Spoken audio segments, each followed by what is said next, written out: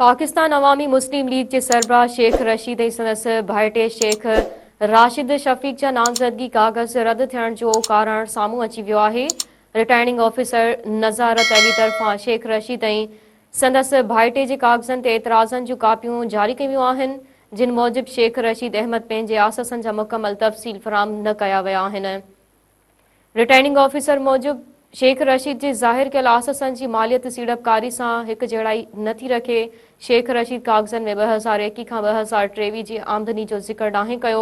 RO जो वधीक चवणु आहे त शेख रशीद बेले खाते मरी के रेस्ट हाउस जो बिल बि अदा नाहे कयो ऐं शेख रशीद अदायगी खां सवाइ 4 खां 9 सेप्टेम्बर ताईं रेस्ट हाउस में रहियो।